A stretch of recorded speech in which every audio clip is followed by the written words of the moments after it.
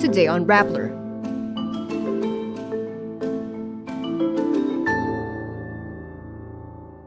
Update on the Sandro Muhlach case. Rape and acts of lasciviousness charges have been filed against 2 GMA independent contractors. At least 145 people were reportedly killed due to the combined effects of severe tropical storm Kristine and super typhoon Leon. The Commission on Human Rights says it does not have full access to data on Rodrigo Duterte's drug war due to a Marcos policy. And Kamala Harris warns her unstable opponent Donald Trump seeks unchecked power.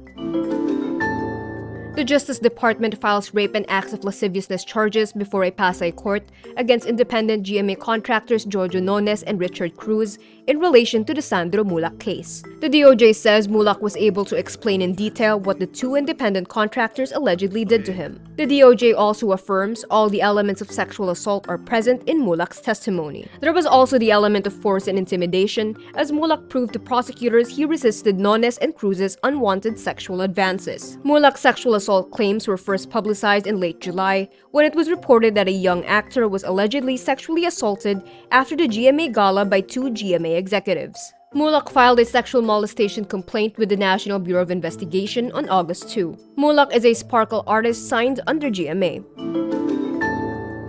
The National Disaster Risk Reduction and Management Council says at least 145 people were killed due to the combined effects of severe tropical storm Kristine and super typhoon Leon. But only 14 of these deaths have been validated so far. The calamity displaced over 761,000 people, with 115 people reportedly injured, while 37 remain missing. Kristine has affected at least 7 million Filipinos across 17 regions in the country. Bicol's agriculture sector lost at least 2.1 billion pesos, with Camarines Sur suffering the most. Prior to landfall, Kristine ravaged the Bicol region, inundating roads, damaging crops, and overwhelming rescuers. Leon has not made landfall in the Philippines, but authorities aren't yet ruling out possible landfall in Batanes.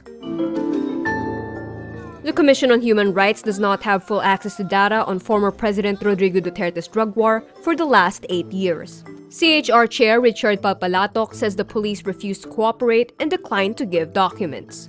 The police justify withholding documents using the Marcos administration's list of exceptions released by Executive Secretary Lucas Bersamin. The list qualifies former President Rodrigo Duterte's Executive Order No. 2 or Freedom of Information or FOI policy in 2016. EO No. 2 mandates all agencies must be transparent and release documents and other information to the public. Bersamin's list negates EO No. 2's intent. The EO is now being challenged before the Supreme Court as it was used to justify secrecy in the use of confidential funds.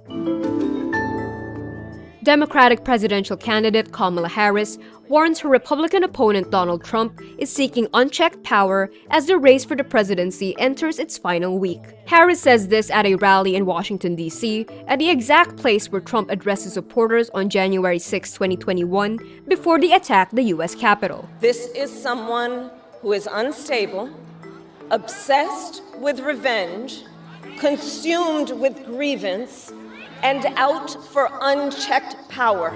Harris has led Trump in every Reuters Ipsos poll since she entered the race in July, but her advantage has steadily shrunk since late September.